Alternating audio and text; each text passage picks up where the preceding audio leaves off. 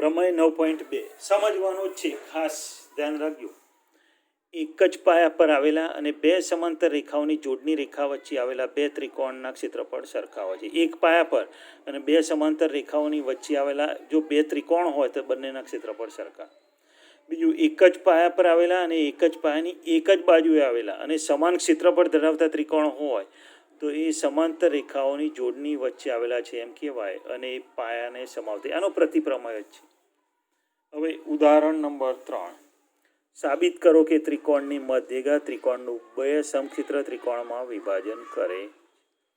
ત્રિકોણની મધ્યગા ત્રિકોણનું બે સમક્ષેત્ર ત્રિકોણમાં વિભાજન કરે છે. ત્રિકોણ ABC એક છે, એની મધ્યગા AD છે. આ વસ્તુ પક્ષમાં આપે. ત્રિકોણ ABCમાં AD મધ્યગા છે. એનો અર્થ કે ત્રિકોણ area of ABD is equal to area of ADC. આ સાધ્ય. હવે જો ત્રિકોણ ABCમાં હું AN લંબ BC દોરું, ક્લિયર, અને આ AD મધ્યગા હોય તો BD બરાબર CD થશે. પરિણામ નંબર 1. હું એરિયા ઓફ ABD લઈએ તો 1/2 પાયો ગુણ્યા વિધ એટલે BD ગુણ્યા AN થાય. પણ BD એટલે શું લખાય? DC પણ લખાય. તો 1/2 DC ઇન્ટુ AN. જો આ પાયો અને આ વેધ લઈએ તો કોનું ક્ષેત્રફળ થાય? ત્રિકોણ ADCનું. એટલે કે area of ABD is equal to area of ADC મળે. ક્લિયર? બહુ જ સહેલો હતો પ્રમાણ. ચલો આગળ બીજો નાના છે. આકૃતિમાં ત્રિકોણ ABCની એક મધ્યગા AD પર કોઈ બિંદુ E છે. હવે જો તો સાબિત કરો કે area of ABE is equal to area of ACE. આ પક્ષો તો ત્રિકોણ ABCની મધ્યગા AD પર કોઈ બિંદુ E છે. સાધ્ય શું? તો એરિયા ઓફ ABE બરાબર એરિયા ઓફ AC. સાબિતી: ત્રિકોણ ABCમાં AD મધ્યગા લઈએ તો area of ABD is equal to area of ADC થાય. પરિણામ 1. ત્રિકોણ હું EBC લઉં તો ED મધ્યગા જ થવાની. એનો અર્થ કે area of EBD is equal to area of ADC. પરિણામ નંબર 2. આ એકમાંથી બે બાદ કરો. આ ABD છે એમાંથી હું ABD બાદ કરું તો શું મળે? ABE મળે. એટલે ABD minus EBD is equal to area of ADC minus area of ADC. હવે ધ્યાન રાખજો ફરીથી, આ ABDમાંથી EBD બાદ કર્યો, આ આખામાંથી આટલું બાદ કરું તો શું મળે? ABE. સેમ આ આખામાંથી હું આટલું બાદ કરું તો ACE મળે. પ્રમેય સાબિત થઈ ગયો. સમજવાનું જ હતું ખાલી. ચલો આગળ. ABC મધ્યગા ADનું મધ્યબિંદુ E. ABC મધ્યગા ADનું મધ્યબિંદુ E. તો area of BED is equal to 1/4 ABC. પક્ષો તો ત્રિકોણ ABCમાં AD મધ્યગા અને E એનું મધ્યબિંદુ છે. એરિયા ઓફ BED બરાબર 1/4 ABC. હવે જો ત્રિકોણ ABCમાં ADનું મધ્યબિંદુ E છે.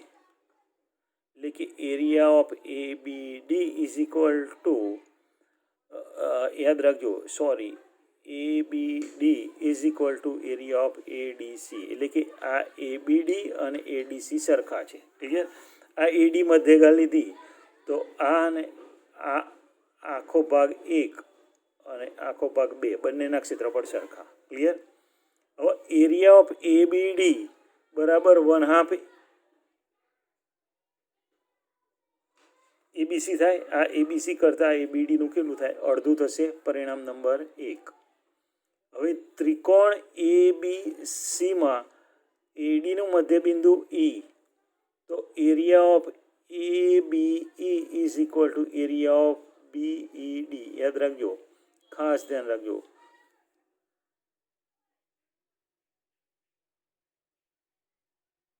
અહીંયા છે ને ABDનું મધ્ય લો.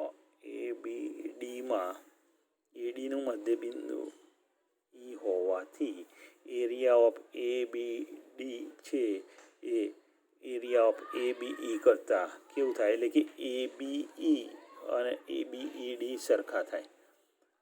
આ રાઉન્ડ આ બંને વિભાગ સરખા. પરિણામ નંબર 2.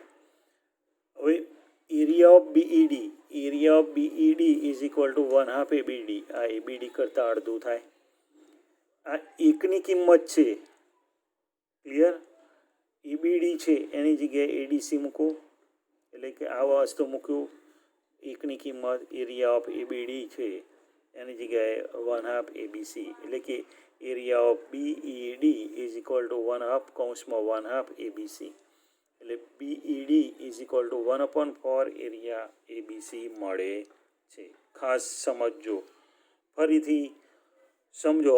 એબીસીમાં એડીનું મધ્યબિંદુ ઈ લો તો આ ભાગ આખો અને આ ભાગ સરખો, એટલે શું લખાય? એરિયા ઓફ એબીડી બરાબર એરિયા ઓફ એડીસી. ક્લિયર. પણ એરિયા ઓફ એબીડી છે આખા કરતાં અડધું થાય, એટલે 1/2 એબીસી. પરિણામ નામ. હું ત્રિકોણ એબીડીમાં એડીનું મધ્યબિંદુ ઈ લઈએ, આ એડીનું મધ્યબિંદુ ઈ લઈએ તો એબીઈ અને બીડીઈ સરખા. ક્લિયર. પરિણામ નંબર 2. પણ એરિયા ઓફ બીઈડી, આ એરિયા ઓફ બીડી આખા એબીડી કરતાં કેટલું થાય? અડધું થાય, એટલે એરિયા ઓફ બીડી બરાબર 1/2 એબીડી. પણ પરિણામ એકમાં જ્યાં એબીડી છે ત્યાં 1/2 એબીસી મુકાય, એટલે એકની કિંમત આ એમના એમ રાખો, 1/2 એમના એમ, અને આ એબીડી છે અહીંયા 1/2 એરિયા, ક્લિયર, એબીસી લખાશે. ક્લિયર.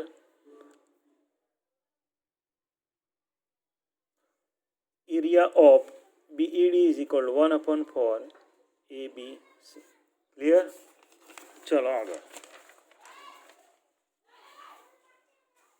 સાબિત કરો કે સમાંતર બાજુ ચતુષ્કોણના વિકર્ણો તેને સમાન ક્ષેત્રફળવાળા 4 ત્રિકોણમાં વિભાજન કરે. ચતુષ્કોણ એબીસીડીમાં એક એસી વિકર્ણ અને બીડી વિકર્ણ ઓમાં છેદે છે. એરિયા ઓફ એઓ બી બરાબર area of BOC, area of COD બરાબર એરિયા ઓફ એઓડી. બધા સરખા વિભાજન થાય. ઓકે. સાબિતીમાં શું? તો ચતુષ્કોણ એબીસીડી ના વિકર્ણો એસી અને બીડી ઓમાં છેદે. એનો અર્થ કે ઓ એ બરાબર ઓસી અને ઓબી બરાબર ઓડી. વિકર્ણ બીડી પર સીઈ લંબ બીડી દોરવું. ક્લિયર. વિકર્ણ બીડી પર સીઈ લંબ ઓ બીડી અથવા ઓબી દોરો. ઓડી પણ કહેવાય, ઓબી પણ કહેવાય. ક્લિયર. તો area of BOC is equal to 1/2 CE into Audi અથવા ઓબી, ગમે તે લખો, ઓડી લખો, ઓબી લખો, ગમે તે કરી શકો. ક્લિયર. એરિયા ઓફ બીઓસી બરાબર એરિયા ઓફ સીઓડી, એનો અર્થ બીઓસી બરાબર એરિયા ઓફ સીઓ થશે. ક્લિયર. આ સીઈ ઇન્ટુ ઓબી એટલે કે સીઈ ઇન્ટુ ઓડી થશે, એટલે ઓબીની જગ્યાએ ઓડી, સોરી, આ ઓબી.